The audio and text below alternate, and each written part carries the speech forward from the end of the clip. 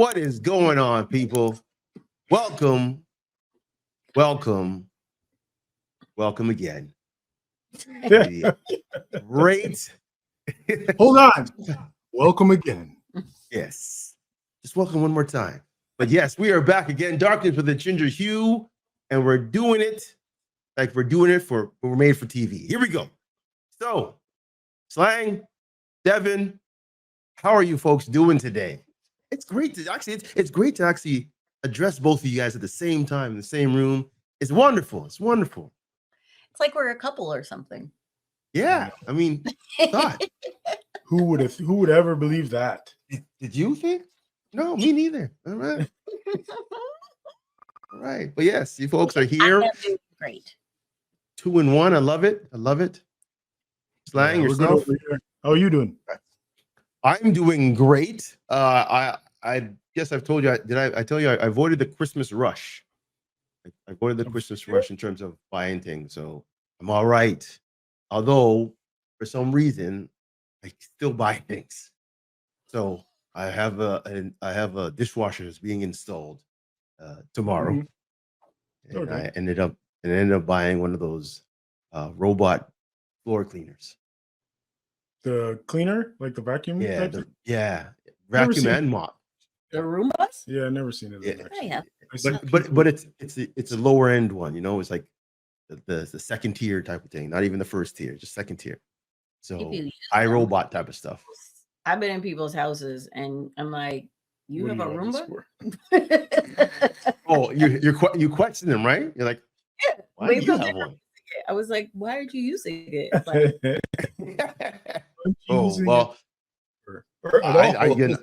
I did a first, like it did a mapping of the place, and it took about 23 minutes to scan out where it's going to clean, and right off the bat, I'm like, okay, this is cool, because again, I can just set it when I'm at work. It'll do an hour clean, and that's it.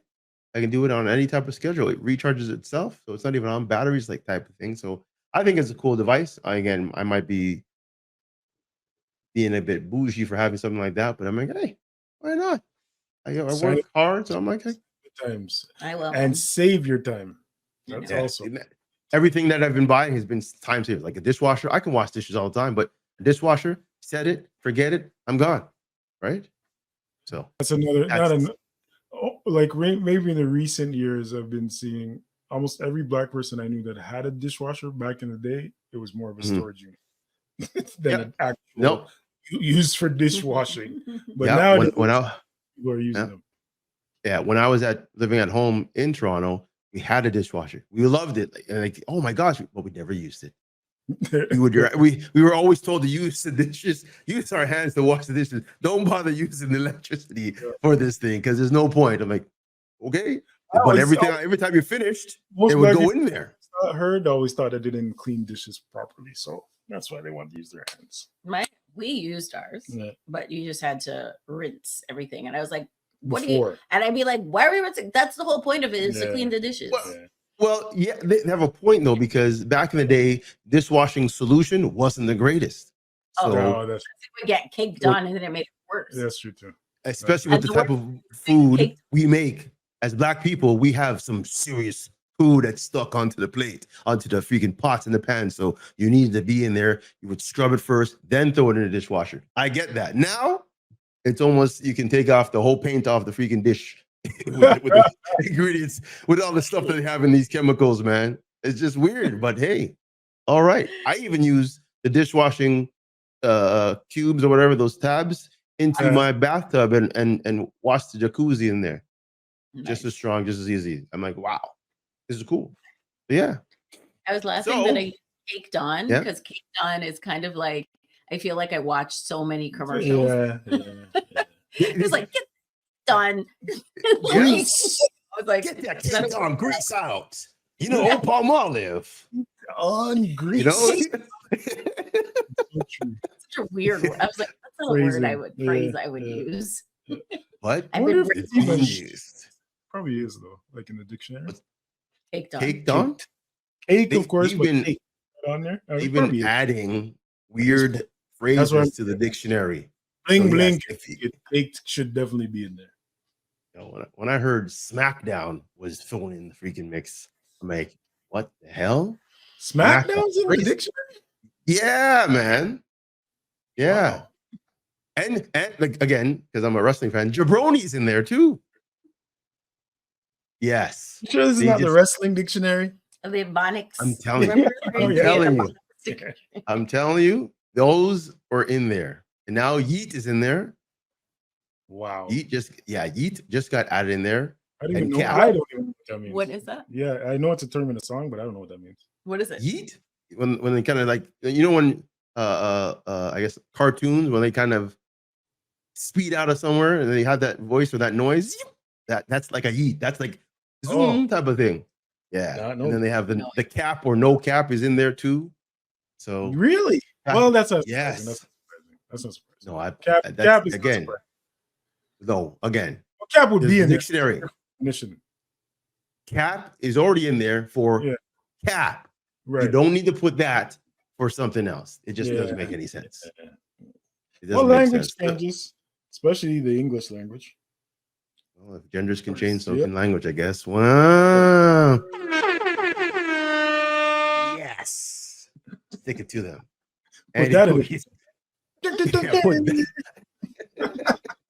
Exactly. Put that in there with my face right there, right beside the definition. What does that mean? Just look at the show. You'll figure out. Put my link in there. That's it. All right. We're here. Another show. Another great few topics we have on the docket. And you know what? Let's start with the hot, juicy one right now. The first topic on hand is which came first, asshole men or volatile women? And I'm going to ask a woman that is with us right now first. Wait, can we get back to how this whole this question came up? Let's do it. That takes it back to I was trying to take the heat off of me right now. It's not about me anymore. This is sharing everybody's opinions. I love it. I love it. I'll take that. Dig it up. I'll dig it up. I'll be ready for it. But okay, let's okay. I just came out of a very interesting relationship, because I don't want to use some terms that are bad for the situation, but it was an interesting situation that I was in, and I kept on asking myself, how did this happen? And after a conversation with a lot of people, some people have stated that certain women who go through trauma carry over and over into their next relationship. So when it came to my turn, some women or people? You said women. I was talking about myself. I said women. Because I was talking to people about my situation. Again, this is my situation, not in general, my situation. So I was asking, and they said a lot of women who've dealt with trauma bring it into the next relationship. So because they're not dealing with it, it's almost like you're walking on eggshells no matter what. And that's where the whole volatile situation is coming from in terms of this topic. But then we started talking in our lovely green room meeting, wondering, hey, you know what? What did come first? Would it be the men that have been assholes to make these women volatile? Or is it the women that are just volatile to make these men assholes? So again, I turn the question to the woman in the room. Hi. She was stalling. Yep, guys, because I knew I caught her. See, I knew I caught her. Yes. Knew it. I would say, from having many conversations with women, I don't know why I turned into a British accent, but I don't know where that came from. Every once in a while, I'll flip it to a British accent for no reason. I think having experiences and talking to a lot of women, you kind of have like a level of PTSD, right? And so it's almost like you expect a certain level of toxicity, right? And I don't think it's just women. I think it's also, I think everybody goes through it, but how it shows up. So I have, back in the day, I was a spoken word poet. I'm retired now. And I have this. Hold on. You never retire from spoken word. Yes, I retired. She's the one artist I've known that fully retired. I retired. Really? I did. I'm good. Not the one. Actually, I know more than one, but okay. Yeah. So I had this piece called "Sisters Should Be Crazy." And want to hear it? Here it goes. Yeah, I was gonna say. Sisters should be crazy, insane, fuming with rage. No, I'm just like, I'm not doing the whole thing. I was like, oh, we get in a concert right now. What's the but premise? The premise of it, the whole point of where it came from was because of we should be crazy because of all the things that we've been put through and all the things that we have to deal with on a day-to-day basis through history, through time. We should be crazy. So when we're not, it's like, be thankful, essentially say. And then it was because, so the volatility kind of comes from years and years and years of holding everything in. So holding our tongues has made it difficult to speak. So when it comes out, it can come out as pent up misgivings, cussing and fussing about what seems like nothing, but it's everything to us.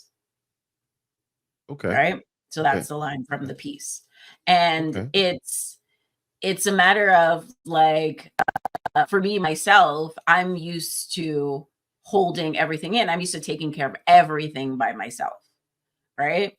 So when you have a partner and for a second, you like want to open up and it doesn't turn out the way that you had thought in your head it could be because you've never been there before. Right. Then you have like this, you either do two things. You either close back in or you respond by you lashing out. Makes sense. Exactly. And I think that all comes from your upbringing, the people that you're around, which direction you choose to go. Okay. Now, you would be surprised of my answer, but I'm going to go slang next. Slang, what's your saying? Which came first? Well, in biblical terms, Eve bit the apple. So yes, and you're such a Bible thumper that. Man, there's some things in there that just apply to life. You know what I mean? Some things just apply to life. He threw me the curve right there. I wasn't ready for that one. Where's some popcorn? You know, that's so not me. That's so not me. If I'm being honest, I don't think, just like the chicken or egg one, we'll never actually really know which came first. We could, to Devon's point, we could say because we live in a patriarchal society that men have caused this because we quote unquote control damn near everything, or have set precedents and set the social rules for most things. So we could be blamed for being we could be blamed for being the assholes who set this thing up, and in turn they've become volatile. Now, my only problem with that is, and much like some non-minorities or non-minority people believe, well, that was then, this is now, why you still holding on to that? Like they do to us Black people when we complain about certain things. It's easy for us men to have that same thought process. And I have it quite often, to be honest, where it's like, okay, yeah, I get that, but is that now just a crutch? Because truthfully, some of us as Black people use those things as a crutch to be unproductive in life. Like, I'm never going to make it because I'm Black anyway. A lot of us do that. So I do think sometimes women use it as an excuse to be volatile rather than as a reason. In fact, but both are true. Don't get me wrong. Both can be true. But definitely, I believe that women use that thing. They sometimes use it as a way to get as an excuse to do certain things to men because shoot, some women will admit it's not you, it's the last guy. But is that an excuse or is it conditioning? What do you mean? Right. So you're saying that as like, so for the Black people example that use as an excuse to be lazy, I'll never go anywhere. That's more conditioning than it is an actual fact of people really just being like, oh, I'm just going to give into the stereotype. I don't think it's purposeful in the same way that a lot of like in what we're talking about in terms of women lashing out. I don't think it's purposeful or an excuse. Like it's because that seems intentional when you say that to me. But I think it's just something that they don't know any better. They don't know unaware. It's very unaware. It's very unconscious. Okay. I agree. I do agree. But my but only is if it's pointed out to you and you're still fighting with that conditioning. I don't know if it's still just conditioning. But you say that like somebody tells you something like slang, you're I don't have an example. No, I know you mean. Like somebody said something to you and you get defensive. People get defensive. Yeah. People get, you know what I mean? And they can't see it. Most people can't see themselves. Yeah. Right. So they're like, I don't see it, so it's not true. That's a fact. And this is where my response to the whole question is that who started this or who is to blame? Society is to blame for the whole thing. Yes. Because society put it in the hands of men. And they say men built this country, blah, blah, on their backs, blah, blah. Men were the assholes first. Why? I can't say it's fully their fault. It's because we cannot control the reactions that we get from women from the actions that they would put out there. So for instance, for hundreds of years, again, women couldn't vote. Women couldn't work. Women couldn't do anything that they wanted to do. Now, when you gave them the choice or the option to, their reaction to it all, when they said no, it's like flipping a coin. You don't know what you're going to get. You might get that submissive, okay, no problem. Or you get that, I'm going to punch you in your face. Don't tell me what to do. So you can't control the reaction. It's true. You can't control the reaction. And it goes on the other side, too. Really concerned about the women you were on, sir. Dude, I was like, my eyes just went like this. I was like, who's punching who? I'm sorry. Yeah, but go ahead. Sorry. You want me to give you no, but that's also a level of conditioning. But everything, everything's conditioning of what you get used to. Yes. Right. But and then at the same time, though, your ancestors would have dealt with it a totally different way, and the people before them. So conditioning is one thing. Because you can't be conditioned because not everybody's going to get that story.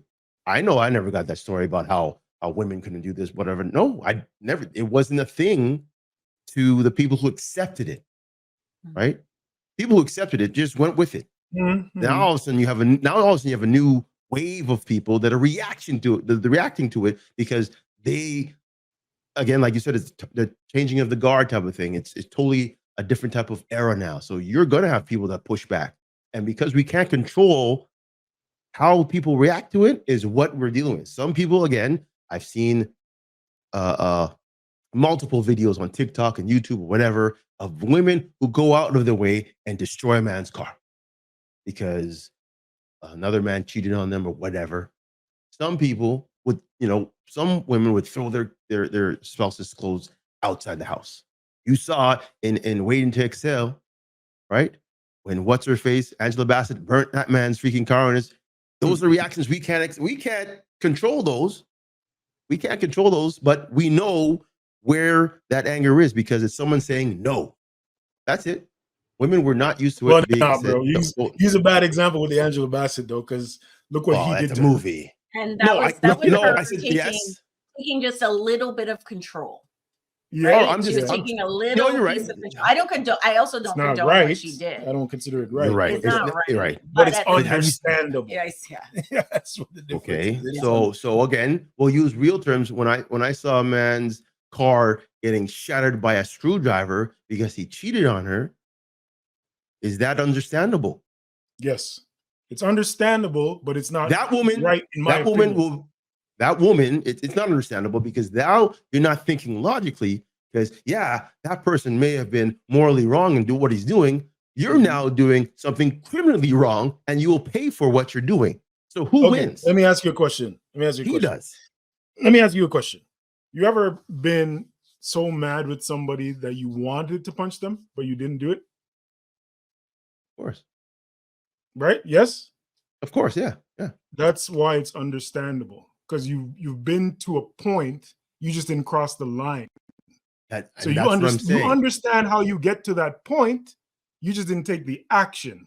Whereas these women, and quite frankly, everybody, because I literally just saw a guy today talking about, because the woman was upset about the size of the ring that her boyfriend got her for engagement. So, one of these guys is hosting the video, and at the end of the video, he says, "No, that's the type of girl you throw out. But before you throw her out, you pour bleach on her clothes." And I'm thinking, what kind of man does that? I would what kind of man even considers doing that? But they're out there, and But worse. That's home training. That's also a fact. That's home training. I did. That's what they saw. That's what they saw growing.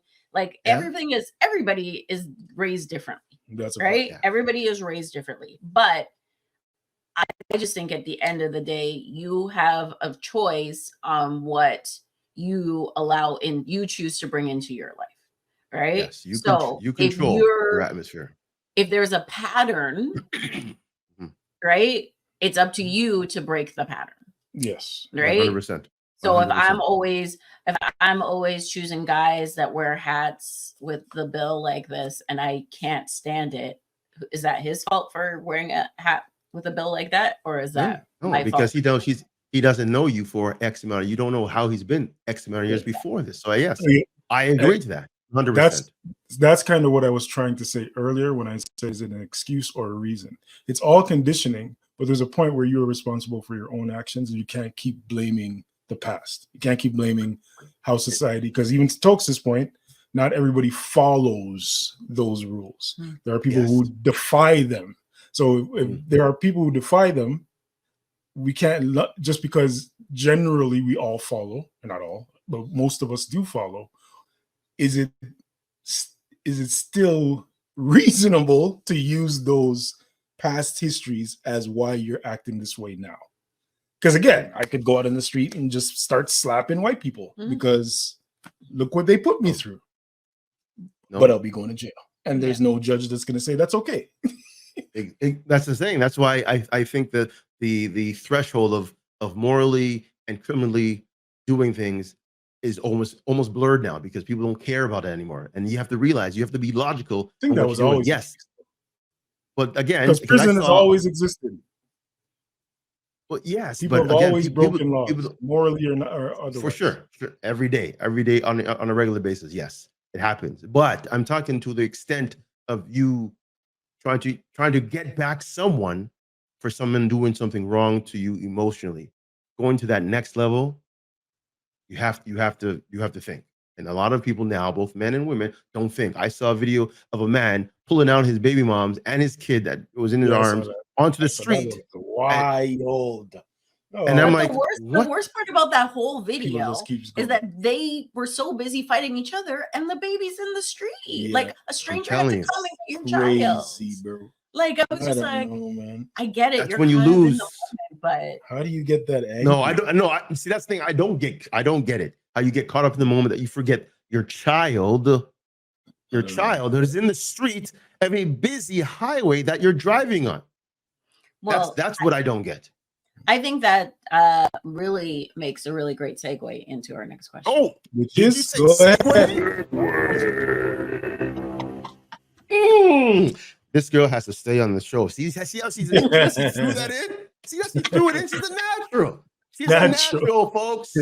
She's a natural. I have hosted multiple podcasts. I'm not new. No, she's not going to admit that she's been watching ours. That's all. So you see how she just threw it in like that? Yeah, that's nice. I love it. All right. Segue. I did watch yours. Segue it is. Here we are. All right. Am I going to lead this question? Go ahead. By all means, go ahead. Lead. Whoever starts the segue leads the segue. Yep. That's true. All right. That's true. There was this was circling around on the internet, and who comes first? Your partner, your parent, or your child? Let's give a scenario. Go ahead. To go first. You have to give a scenario because so let's give a scenario. So I don't want to use the one. I don't like the one in the drowning. Yeah, there's one that is just like all three of them are drowning. You're the only one that can swim, apparently. Yeah. Yeah, let's use that one. It's easy. Yeah. All right. All three of them are drowning. Who do you save first? Toks, you lead since you threw it on us on the last one. Who do you save? Hate to say it. No. Sorry. Refrain from saying that. I am proud to say that I will definitely go in and save my daughter, my child, 100%. Why? 100%. Which I think is self-explanatory, but you might have a different explanation. Yeah. No. Young. See, I didn't again. expect that. Yeah, young in terms of life.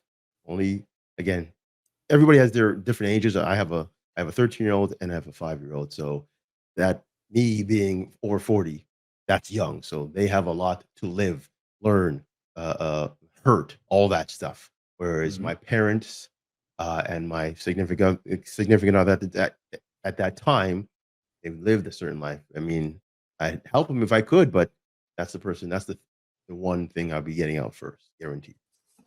Child. A child. I asked a question, so you're next. We're going like this. No. I thought we were going. No. Never playing dominoes. Yeah, pass. You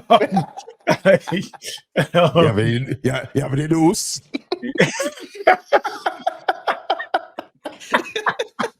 Oh man, they brought me back. Oh jeez. Okay. No, I'm gonna save my spouse. We can make more kids. I'm joking. I'm kidding, people. Don't get upset. I'm joking. I agree with Toks. I would save my child first because of they have a lot more years to live. Parents have lived already. I could get another spouse. I literally can. You're not lying. As the hole in your head is being stared at right now. I'm sorry, but it's so true. Because you did not create that spouse. Okay, it's bad to say, but in this scenario, nobody's replaceable. I was going to use that word, but nobody's technically replaceable due to personality and so forth. But if we're just going with title of the people, the only person that is replaceable is the spouse. In that situation, you can't get another parent. I mean, you could get a parental figure. You can't get another child. I mean, you could adopt, but you. So okay, so if you're ranking it now, so you're going to be child, parent, spouse. Is that what you're saying? No, actually, that's not true for me. I said it like that's what it sounded like, but it's actually child, spouse, parent, and that's mostly because of aging. To me, experience in life. They lived their life already. Yeah. I want my child to live their full life, and selfishly, I would like my spouse to be with me to live the rest of our lives. Right. That is a very good answer. Now, this Devon, ditto. No, I'm sorry. As a person who doesn't have children, sometimes I find these hard to answer. Makes sense. I also don't love these questions, as Slang knows, because I'm always like, there's got to be another way. Like, you know what I mean? But there is, though. Maybe I've watched too many Superman and Batman movies to not think we can't save both somehow. Like, can't save everybody. There's got to be a way. I can't Superman in reverse time. I feel you. I feel you. Right? But I also feel like I was just like, okay, like, why can't I grab two people? I have two hands. I got two people. We all come on our back and we kicking it. And everybody's just like, kick for your lives, you know? So that's very hard. I don't. That's why. But hey, saving anybody is exactly. Saving the child in itself would be hard. Listen, if you guys both watch Titanic, you know it's quite easy, but still quite hard to do because good old Jack over there froze himself on the freaking door right now, and that girl had a ton of space on that damn that door furniture. Oh my gosh! Well, there's a question right there. Is it whose fault is it? Is it Rose's fault or is it Jack's fault? Because he could have tried. He didn't try. I think it's the director's fault, personally. Yeah, it's gonna be more dramatic if you die. Yeah, I'm thinking, come on, give Jack a fighting chance. Let him reach at least. No, he was dead on impact. Just sitting on the door. Just sitting on the door. Come on, Jack. Give me your arm. And then Jack Frost. Oh, it's facts. He was cold as ice. Indeed. But that kind of brings us to another segue. Oh, let's do it again, shall we? Segue. What was her name again? Rose? Yeah. In the name of Rose. The name of Rose is self-care selfish because she was self-caring on that door while watching that freeze to death. She was there like, yeah, I gotta get a pedicure tomorrow. So Jack, I'm sorry. You gotta go. You gotta go. You cost me the Hope Diamond, Jack. You gotta go. With that question though, there's a limit to self-care and selfishness. I mean, if you know, like, don't go over the top. Nothing's wrong with taking care of yourself, but there's going over the top in terms of treating yourself. Like, people say, "Oh, you know what? I have a friend who's ready to go to Vegas for, I guess, right after January. You know, she has kids and whatever, but she's going by herself to go there." I'm like, that's good. That's good. If you don't travel enough, or if you travel a lot and you want to treat yourself to a trip, by all means. But when you're going from one place to another place to another place and not coming home, that's a bit too much because, again, you have family that you have left there by themselves to, you know, deal with while you're going off gallivanting from this place to that place and enjoying the hot sun. Again. I knew you were allowed to gallivanting. That's one of my words. Yes, I tend to use that. We were talking about that today. I just think it's a matter of, is it your self-care still needs consideration. Mm-hmm. And I don't think that everybody considers that. Essentially, that's like, for lack of another word. Mm-hmm. I've seen many situations where people are like, my thing is, if you make plans with me, so like I have a couple friends that are notorious for this, and if you make plans with me, I expect you to follow through with said plans. Facts. Let me give you that. Last second, you're like, oh, my heart's not in it right now, blah, blah, blah. I'm like, pull your pants up. Like, let's go. Like, that's not a good reason. That's not a good reason, because now you're being inconsiderate of this person's time, depending on what it is, of course. Like, if your plan is like, hey, I'm just going to come over and we're going to watch trash TV together. Okay. Mm-hmm. Yeah. Stay home. That's fine. You know what I mean? But if you make plans, like you bought it, or like say somebody bought you a ticket to go somewhere, right? And then last minute, you're going to flop because you're like, oh, I don't feel social today. And it's even if you offer to pay for the ticket, now that person is still going. That person is still going by themselves, right? Yeah. So you kind of just left them high and dry. And there's like levels to everything, right? So it's just a matter of, yeah, you can have self-care, but I think a lot of people are just taking it too far and using it as an excuse to be really selfish. You agree? Go ahead. a question to you both now. Do you think who is more susceptible over the or who's more? Yeah, I would say yeah. That's the word we've already used. To using at self-care as a crutch the most or the excuse the most. It's funny how men these or kind women. of relate. How it kind of relates. It's funny because our first question, because of what we were talking about in the first question, and women being Volatile victims. And victims is too strong a word. Well, no, a little bit. Yeah, I don't want to say victims, but women being the oppressed. Yes. In this society. Okay. Yes. Yeah. Okay. I do think that now, maybe not even 10 years ago, but I do think now women are taking their self-care to a level of selfishness, more so than men. Because I think we were allowed to. Without it being considered selfish before. Now you mean the men? You talk about the men you're talking about. I think men were allowed to do it, no problem. Just like is true. From go out with the boys, go drinking with the men, as simple as go to the game. Yeah. It wasn't frowned upon as much as it was a ladies' night out, or the girls are coming over for drinks, or I want to soak in the tub. I don't want to wash no clothes. I don't want to clean nothing. I don't want to deal with no kids. That was definitely much more frowned upon. Whereas men were allowed to drink a beer and kick back while their wife did everything for a long time. And it's almost full circle to what you're saying. Yeah.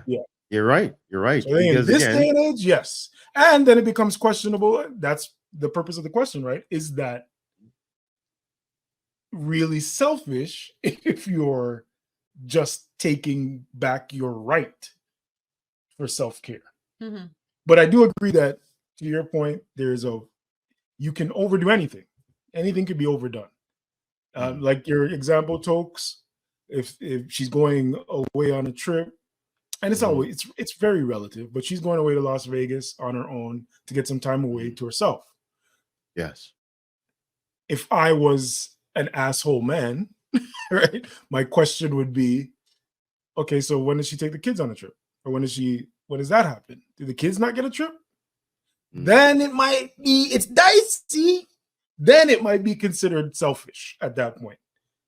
But I can't really, you know what I mean? I don't necessarily feel that way about it. But I'm not an asshole man. Sometimes. Every man is an asshole. Was that a real question? I was just looking at you and I was like, I wasn't gonna put the pressure on. In case you're sometimes. But I'm also sometimes I'm the asshole sometimes. Yeah, we take turns. We're all assholes. That's the same. Every person is a jerk or an asshole at some point in time. Somewhere inside. It just can't come out sometimes. But to your point though, with the whole oppression and whatnot, I think again, because the day and age we're in right now, like you said, everybody's overdoing it and they're forgetting themselves, or they're forgetting their moral compass of how to do things, and they're just going out because they see the example. Like they're just feeding off society and what they're telling them. They're not thinking for themselves anymore. So the self-care is not really self-care for themselves. They say the self-care is like, yo, I'm gonna go there just because, not self-care, just because. So let's throw that in the mix. Because there's people who just do things. Yes, people who will buy the certain car because, people will buy the house because, people will go on the trip because, not because it's self-care. It's because they want to keep up with the Joneses. They want to show how how you should be living, and that's what's lost in translation right now. Because as much as you want to keep up with the Joneses, gas is X amount of freaking dollars to fill your tank. So you want to go drive your Mercedes, your Range Rover, and pay for it and all that, and you only use it once or twice a week because the gas in it is crazy. No, like, it doesn't make any sense. You're just putting yourself in a hole. And that's where people lose themselves about self-care and whatnot. Oh, you want to go on a trip? Yeah, okay. You want to go, then you realize the trip to freaking Disneyland is for yourself and your family is $20,000. So you're taking out a second mortgage to do this trip. So now you're paying for it in the end. But this is self-care. This is what you want to do for your house. This is what you want to do in your family. Well, don't put yourself in a hole. Don't put yourself in debt just to freaking feel good. There's other ways to feel good that you don't have to really do that. There's a level. And like I said, there's levels. Like right now, as we go into a recession, I think self-care, selfishness is keeping a lot of people sane. No, that's true. I can see that. Well, yeah. Okay. This is non-monetized self-care, you're saying? Yeah. Even though some of it's monetized, some of it's monetary, some of it's just like self-care in terms of like everything else is on fire, and so I need to feel good. Yeah, but I think the thing too is how you're doing, like how and what you're doing, right? Because I could say, I'm going to be extreme. A crack addict could say taking crack is self-care because they can't deal with, or lower than that, an alcoholic. Okay. Yeah. Could be drinking because they can't deal with the stress. But what does that result in the long run? Sort of to Toks' point, like you could go to Disneyland today, but what happens tomorrow? Is it? That's what I'm saying. And that's a thin line, because to your point, on one side, you're going today so that you could survive tomorrow. And then on the other side, the alcoholic is drinking today, but he's killing himself for tomorrow. So it's again, it's relative. I also think there's one thing I wanted to say about who's more prone or susceptible. There's also the other side of it where I'm going to say women, but it's actually a lot of people feel that they're not allowed to care about themselves, or they're not allowed to do things for themselves because they have a devotion to family. Like I'll even use I think our parents' generation a lot more so. They stayed in jobs that they didn't like. They stayed in marriages they didn't like. They hated these situations, but they stayed in them for mostly us, or because it looked bad if they left, or it looked bad if they didn't have a job, and that type of stuff. So self-care is key. It's important. Ultimately, self-care is selfish. It's just how selfish is it? Is the question that you should ask yourself. How selfish am I being in this moment? Well, there was a point of, and I think you made the point, we had a conversation off camera, that selfishness is always looked at as negatively. Yes. And it's not. It's not, you know what I mean? So saying that, there's times that you need to be selfish in order to take care of yourself and move forward, right? But everything in moderation. I guess that's what we're saying. Yeah. No, a lot of people 100%. You're right. So it's true, but again, with Slang's example, some people are just so used to pleasing everybody else that they forget themselves. And again, I said myself as an example, because even growing up in an African background, things that I wanted to do, because I was exposed to all the things I couldn't do because it was frowned upon.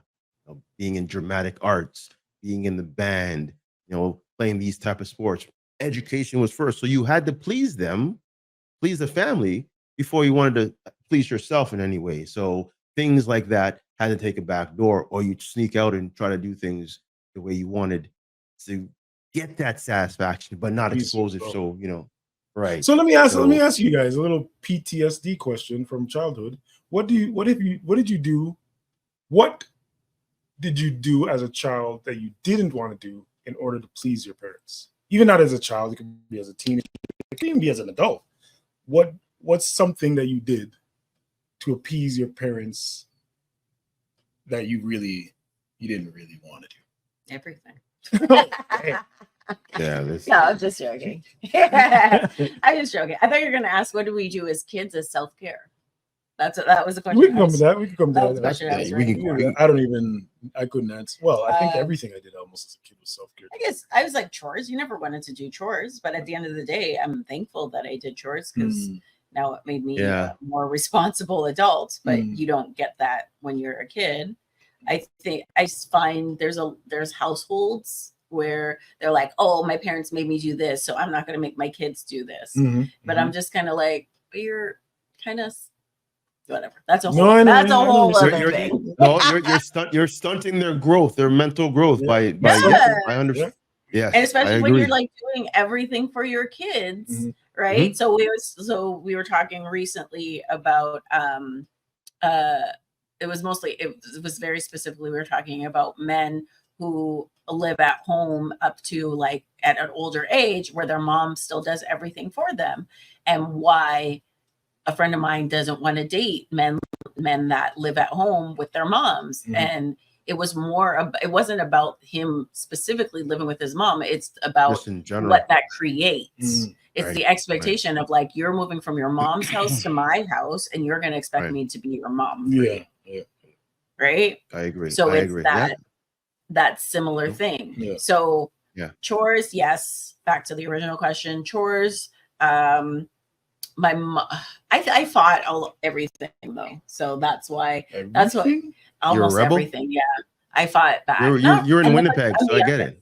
I'm the youngest, so I used to fight back. Like I hated dresses. I hated anything girly because anything girly was seen as negative, and I didn't want anything to do with that. So girls weren't allowed to play sports. Girls weren't allowed to do all these things that I wanted to do. I wasn't allowed to like climb trees. I wasn't allowed to go. I was supposed to wear dresses and the things that even the chores that you were allowed to do. Yeah, I was supposed to be women, right? Like I had to dust. My brother got to vacuum and shovel and take out I was like, I want to do those things. No, I get you.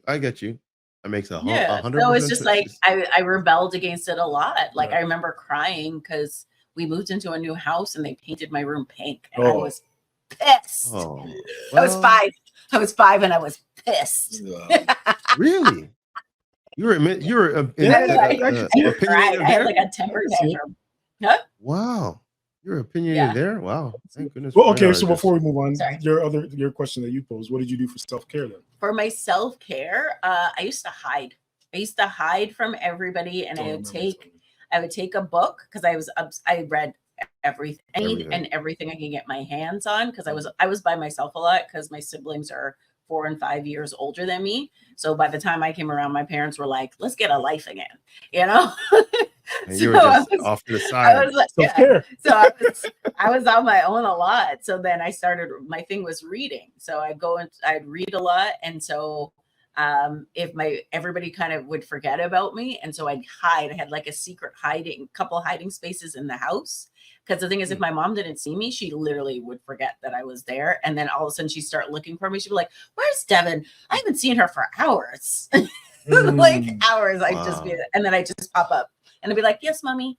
And she'd be like, "Where'd you come from?" And I'd be like, "I'm here. I've been here the whole time." Yep.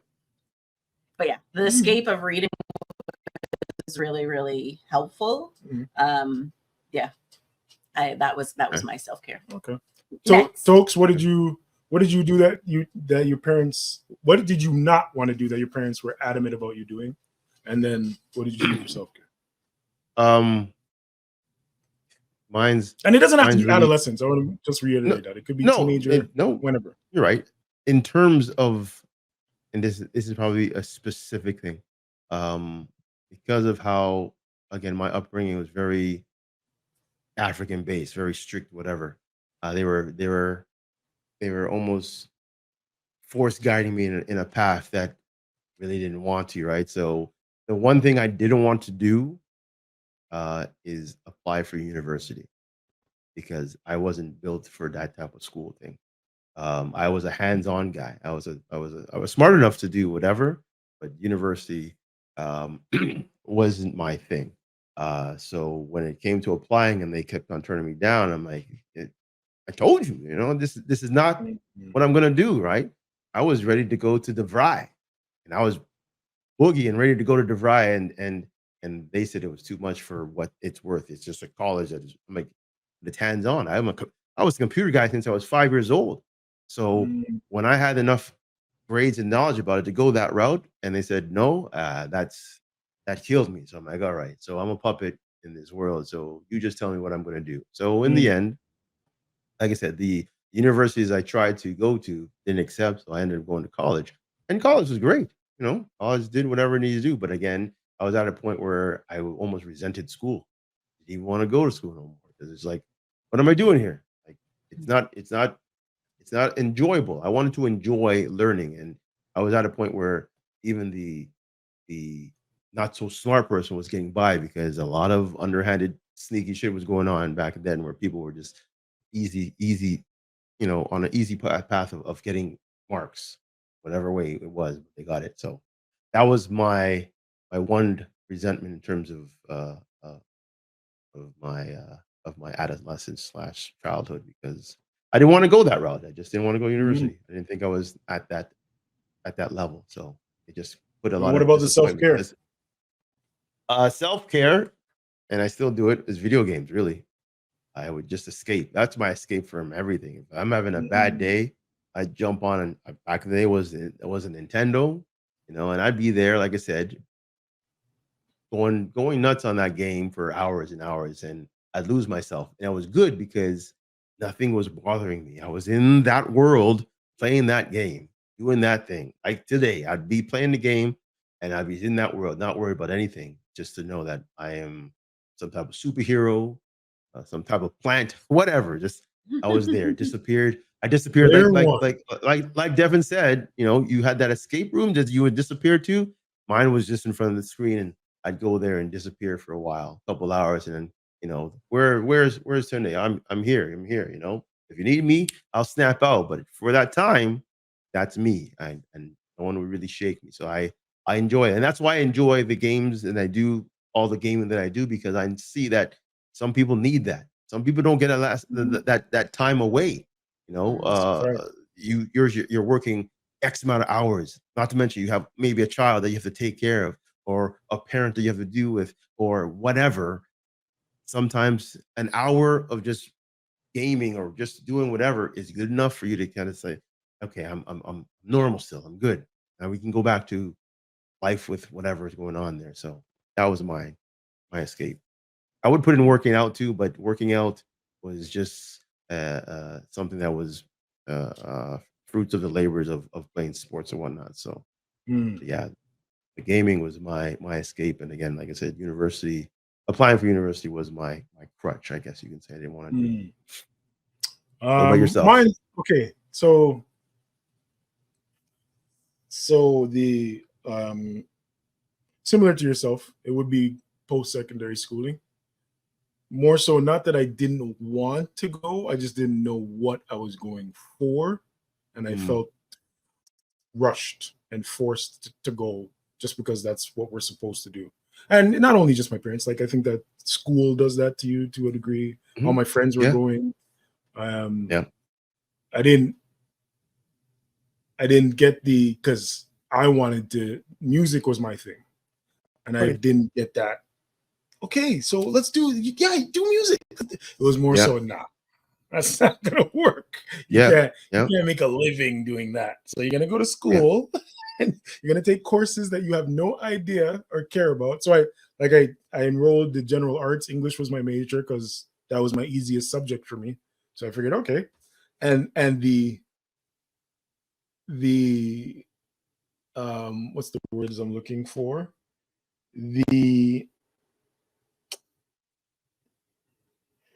Basically, when I realized, oh, this was a dumb idea, is the difference in the workload. Like high school for me did not get me prepared for university, almost at all. Almost at all. I went from, especially in English courses, I went from having to read maybe one book a month to having to read 5 books a week. Literally, it's literally because you have like 3-4 courses and they're novels, and you were supposed to read them all within a week because you have to do something like either a test or a paper or something based on this reading comprehension of some sort. So it was really, and then also what kicked in at that point was when I started to, it made me kind of, to this day, look at how stupid society can be. Like it's stupid as in it's set, the way that we're set up to follow that rat race conveyor belt way of being an adult. Like go to school, get your diploma, get a 9-to-5, buy a house, find a woman, get married, have the 2.5 kids with a white picket fence. It started to make me become rebellious to that ideal in general. and maybe that's it was part of where the robotic. self-care comes from, changing my mind state, the way I thought about society. Now, actual consciously applying self-care, I think that wasn't happening in those years. I know I was doing it. Like, I could look back at it now and say I was doing it by by not going to class, by playing dominoes all day. I could say that was my self-care at that point, but I didn't realize it. I didn't realize that's what I was really doing. I would say my conscious self-care, that there was a gap as a teenager. As a kid, like as a young kid, it was a lot of playing outside, playing with your friends, playing video games, like you said. What was the name of that freaking, the one toy that I used to love, but I can't remember. But yeah, imagination, like all these things, watching your favorite shows. I think us as children, well, let me speak for myself. Me as a child had a chance to have a lot of self-care that I didn't realize at the time. Looking back, that's what that was for me. As an adult, self-care is back to music again. It's mostly, and I guess so. Again, realizing or not realizing, music is always, or entertainment has kind of always been my escape from everyday life and stresses, quote unquote. But yeah, that would be my answer. So don't force your kids to go to school, people. Find out what they actually want to do with their life. And some of them might not know what they want to do. Now, two things. Anybody, I never knew. Yeah. I had no Remember idea. last time we were just talking about what did you want to do when you grew up? And everybody's like, yeah, not this. Not what we're doing now. About that. Nobody. And I literally asked one of the physiotherapists, because we had my work party last night. And I was like, is this what you thought you would be doing? Like when you went to school and like originally, and I was like, no, I went to school for accounting originally, for university. And I always said I wanted to be an accountant because those were the options that were presented to me. Right. Yeah. And then I got to school, took one economics class, and I was like, I hate this. Yeah. Oh. I hate this. And I had to spend like 4 years, like the first like 2 years trying to figure out where I wanted to go. Then I graduated, and then I was graduated with mass communications and sociology, and to do public relations. And I was like, I don't want to do public relations. I hate this. Like, you know, and then next 5 years out of university, finished with a degree. And now I'm just like, I still don't know what I want to do. As the school in general is your figuring out stage of what you want to do in life. That's it. Forget the education and the knowledge that you're learning. It's figuring out what you want to do as an adult. That's it. Not even using that term, like the knowledge to be, this is what you know that you don't want to do, opposed to what you do want to do. Because you just said it. You went through school doing all the stuff you thought that's true was what you're told to do. All of a sudden you end up like, yeah, I don't want to do this. I would say at that point, I said, no problem. What do you want to do? Oh, I don't know yet. Well, figure it out. I'll give you a nice window, 2 years. Figure it out. Yeah, I was going to say that. No, it can't be an indefinite figure it out. No. But yeah, there should be give you a window, right? Yeah. But I mean, go ahead. We were talking about this too, that it depends from child to child, right? Yes. Because I'm still happy I went to university when I did. Me too. Because the skills, I always say the biggest thing I ever got out of university is there's a couple of things. So one, I learned that to negotiate, right? Negotiate with people who had power over my destiny, and have like real conversations with them and just be like, this is what I need. And to ask for it. Like 19-year-old me being like, well, I need this. What can I do to get this grade? How can we figure this out together? And then also making sure that my professors knew who I was. As soon as my professors knew who I was, my grades went up. And especially because everything was, I handed in a lot of papers. My degrees were both a lot of written papers. And you hand in a paper, they see your name or your student number on there, and they're like, even if they're like, this person's rambling, oh, it's Devon. Oh, okay. Yeah, I know what she means. That's I like that. I like that style. I like that. That's status. And I learned that in university. Respect on my name. And it was funny because I learned that in high school, but it didn't translate to me in university because by that point, I felt like a number. I didn't feel like my professor would know, even if I tried, would know who I was. I don't even think I consciously even thought about that. But now that you're saying it, I think that's what even if you had like a number on your thing, I always would be like, I would talk to my professor about the paper beforehand and ask them questions, get their feedback. Makes a lot of sense. Because a lot of times, professors are just people, and people want to be heard, and they want to know that you listen to them. Yes. So putting things in to my paper that were specific things that they told me and helped me to do. Now they also know that that's my paper, even if it just had my student number and they don't know my student number. They also know that I listen to them and I ask them for guidance and I'm making an effort. Yeah. Well, it makes sense. I learned that. I learned all that before, though. I learned that in that daycare. Reason why I say that, I swear. I swear. How you got the best bottle? Listen. I'm telling you straight. No, I'm gonna tell you straight. Ask questions about the finger paint. You go to Happy Day Daycare. Like you said, you wanted to be known, right? Yeah. We are an international family coming in. No one knows us. You're just again, this is back in the early 80s, and you're like, okay, this is another international family. They don't know nothing. So myself and my brother at the time that went there, although we didn't mean to, but we did it. We made ourselves known. This is who we are. This is our family. And then my other brother came in. Now there's 3 of us in this daycare. Everybody knew us. When I say everybody, down the road, when we walked to school, every family knew us. When we went to the schools, every school knew us. So we kept on doing that. Then my youngest brother came in, and we're out of the daycare scene now. And everybody knew him, and we're expecting. Like we were. The Toks family was deadly. I'm telling you. I'll give you. I'm telling you. From Happy Day Daycare, Lambton Park Public School, Rockcliffe Middle School to Runnymede CI, we ran things, and now not in a bad way. Not in a bad way. Just that you knew who you were. And again, it helped that my dad is a taxi driver. So every time you saw that cab or he stopped at the school, you know who it was. That's the thing. You knew when my dad was coming to school, you knew I was in shit, right? So people knew. And we made that on purpose because we were just, like you said, just another number, just another guy in the basketball team, just another guy in another class, whatever. But we made names for ourselves. I played in the band. I did drama, played sports, just like every one of my brothers. We made sure we were at the top of our game all the time. So whenever you thought about us, you knew there was a huge clang running behind us, right?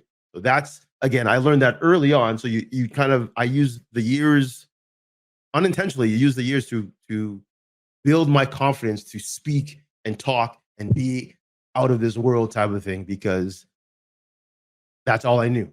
So when, like I said, I've done that for years. I went into I applied for the National Broadcasting Academy there for radio. I was too young at the time, so they said, no, whatever. I did DJing at the high school. I did freaking commercials. And I just kept on putting myself out there, now to the point where all that stuff came into fruition, where I went on a TV show. I was on a TV show.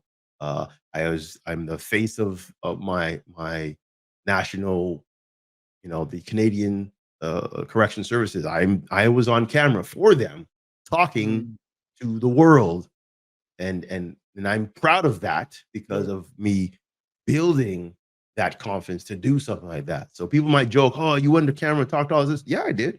I was made for that shit. I'm sorry. I didn't just sit around and just wait. No, I am the person I am because of all the stuff I've done coming or building up to this moment. So yeah. I get You what know you're what's saying. so Devin, funny about 100%. that is that I feel like that's my story is very similar in that. And I was like, so maybe I didn't learn that in university. Maybe I learned that way before, but it became like more evident. I was more aware of it in university because it's our family. So grew up in Winnipeg, Caribbean family, our only Black people in our neighborhood. And I remember like everybody knew who we were. We were the Black family. Then my dad was also in the school system. He was the vice principal and principal, the only Black person in administration in the neighborhood. So everybody knew us. And then my brother and sister were a lot older and they were both really well-known singers. So when I got to high school, I remember being at like lunchtime and someone coming in and being like, the choir director requested you at choir practice. You need to join choir. And I was like, I'm not my siblings. I was like, I'm an athlete. Like, first and foremost, that's not my jam. I'll do choir. Like, that's cool. Extra credits. Okay, cool. but the name was established. He's like, I heard there's a Jones in this school. That's literally like put the word out to get sent around. I heard there's a Jones in this school. They better get here now. I love that because again, you indirectly didn't know you were building your status at such a young age, right? But and the thing is, I knew I had status. I always knew I had status. There was never a point where I was just kind of. I've never been a wallflower. I've always been like the captain of whatever soccer team or whatever thing that I was on. I've never been that. So then now when people are like, whenever I do things like, because I do like speaking engagements and stuff, and people are like, how do you speak so well on camera? Like, how come you don't get nervous? I was like, I've never been doing it my whole life. Like, you know what I mean? Yeah.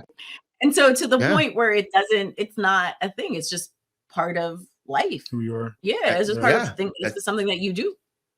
Right. Yeah, and then I never had all that, but it's still easy for me. I don't know. Well, and I was talking about this last night. I moved around a lot. That was my thing. Me moving around a lot forced me to make friends all the time. So easy to relate to different people. But of course, there's also something that both of you guys, it's a learned thing, but I also believe that there's a magnetic personality. I think I definitely believe I've always had that because I'm not the hey man, my name's Omar. What's your name? I'm not that guy. People do that to me. So there's that. I've always had that, but the moving around helped me not be when you approached me be like, I don't know how to talk to you.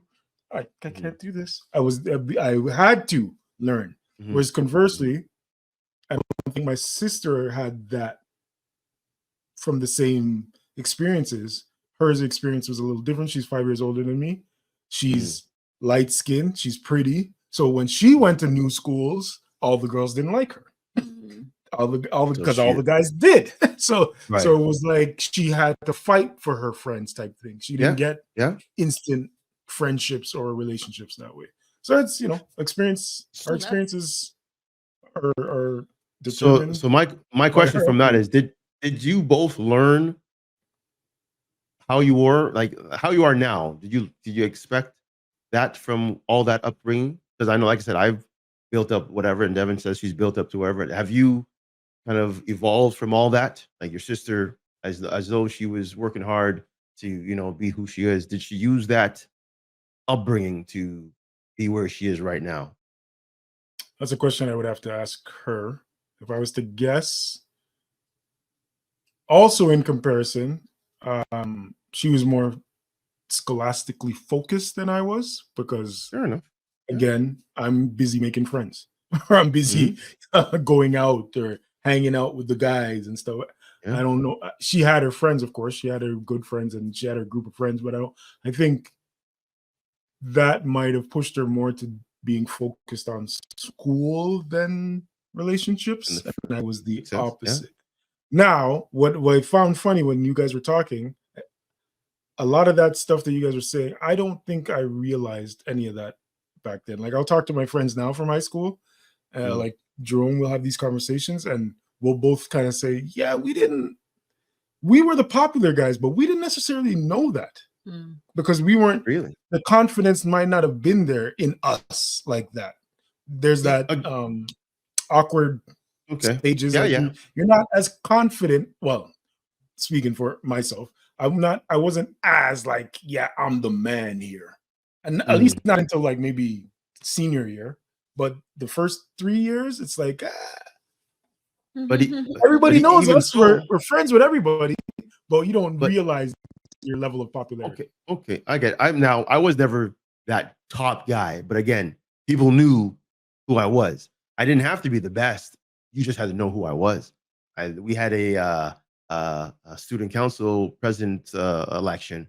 I went in there just because of my name, and I knew I wasn't going to win. So what I do for my speech, I did the top 10 reasons why you should vote me, and I was clowning every single person in the school, from my freaking my soccer coach to the vice principal to the people that was in my freaking thing, and I just left with a standing ovation, and that was it. I didn't care for them, but again, you knew me. That was it. As long as you know I was here, right? I made my stamp of approval. This is me right here. Go on. That's my handprint on the wall. Boom. I'm out. I didn't have to be the best. I wasn't the worst, but again, I didn't have to compete to be the best. But I knew that you would know me, and the people do. Like I said, when I go back and I visit, I'm known. So that's good enough for me. That I've put my stamp of history somewhere in this world of life type of stuff. That's all that matters to me. Because again, in the end, like they say, you will go back to the ground alone. Only the pictures and the words that they speak of you will be remembered. So again, I'm doing because I guess my daughter is here with me. I want to make sure she knows who I am and what I do. So there's a lot of things that I am trying to get her incorporated with me to do and see that I do these things, to know that, hey, my dad did this. Did you know my dad did this? And blah, blah. He just baked muffins and cakes yesterday. She didn't know I could bake, and that's what I did. So in the next few weeks, I'm gonna rent a trumpet because I used to play the trumpet. I'm gonna play. You play trumpet? Yeah, like trumpet and tuba and organ. Wow. Trumpet, tuba, baritone, French horn, and the violin. That's what I played in high school. You're a brass kid. I'm a brass man for sure. Play the recorder. The violin was just But you played the recorder. Calm down. This man is that's another PTSD moment. That when we had the band class, I wanted drums like every other kid, and they didn't let me play drums. They gave me French horn, so I never played anything else. Every kid wanted the drums. I said, "No, what? Give me something different." And because you wanted brass? Now, I didn't want to be. I was gonna say, oh, you didn't want to be in band at all? I didn't want to be in band. Okay. And then they finally let me out of band. They finally let me out of band in grade 8 or 9. I guess grade 9. I was finally allowed to not do band, and I went into drama, which is what I wanted to go into anyways. Okay. I fell into drama just because it was a course that we need, like an elective. So I'm like, okay, let me take this. But again, I was doing band stuff since grade 5. I did the violin 5 and 6, went to 7, did brass from 7 till I guess grade 12, and grade 11. So I stopped after that because we took I don't know if you guys know the co-op program. They sent you to it. Yeah, I did that. So I couldn't really balance rehearsals with me going off to downtown Toronto to work in a computer shop. So I'm like, you know what? I'm good. And again, you don't lose that when you do it for so long. But it was fun. It was fun. Sure, it was fun. Okay, enough of this. Oh, sorry, you're gonna say something. Enough of this memory. Really, I know. I was like more memory. PTSD stuff. But let's bring it back to current, because I didn't ask this at the beginning, and we talked about self-care today. What did you guys do to make yourself better today? And we can end it on that if you want. That's true. Let's end it on that for sure.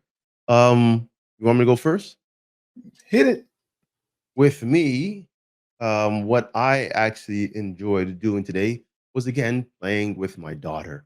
I got her into using my VR headset, because she was like wondering, I have it there. I'm like, what is it? So I have a roller coaster ride that's on there, and there was a I guess a SpongeBob themed bunch of rides. So I said, hey, you know what? I'll just buy this, what, 10, 15 bucks, put it on there. And she put it on and she's, oh, and I'm watching her. And I'm like, I can and only I'm like, whoa.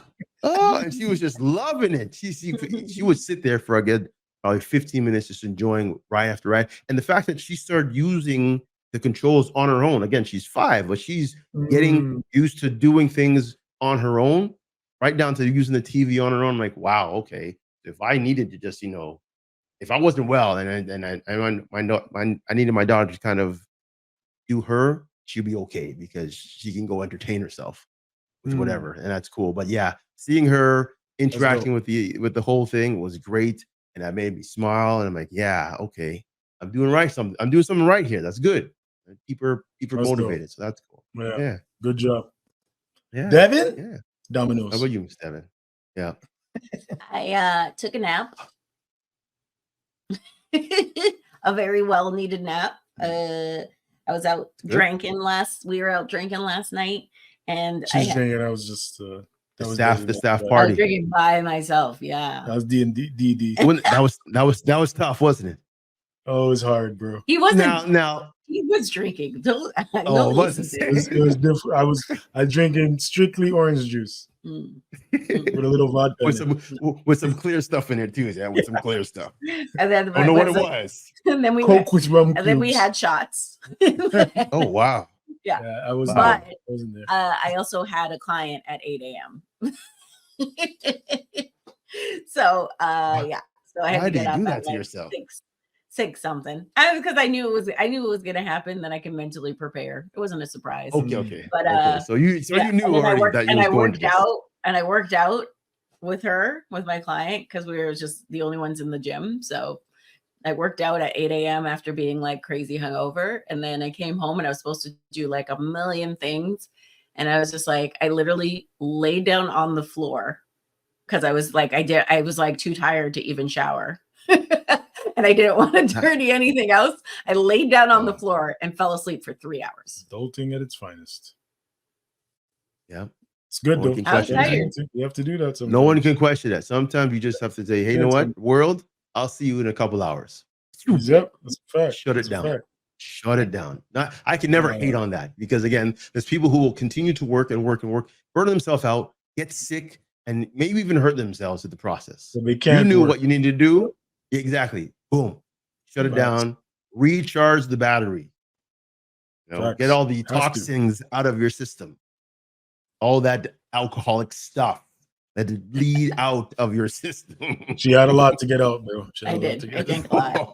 It's the double nap.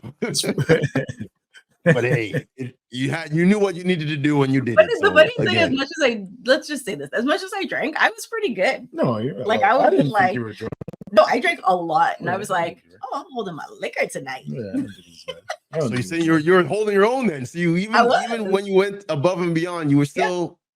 Yeah. Like people were saying, I was like, I had a lot to drink. People were like, oh, really? I had no, like people were literally surprised. I was surprised. Remember is that a regular thing though? Alcoholics and the self-care.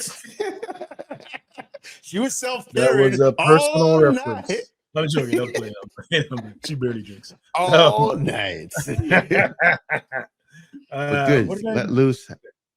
I don't know. What did you do? You got up early. Oh yeah. Today, to make myself better, took a shower. It's been a couple weeks. Made a good healthy dinner. I made dinner. I cooked. Yeah, that's true.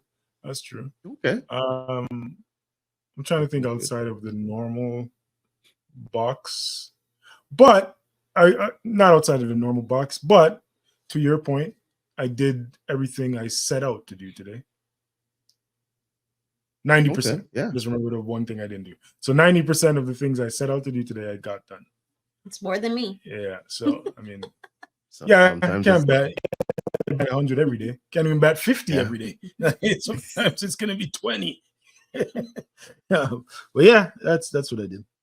Sometimes being productive is a good way to finish your day. Exactly. So, sometimes being unproductive is productive, quote unquote. Yes. Write it down.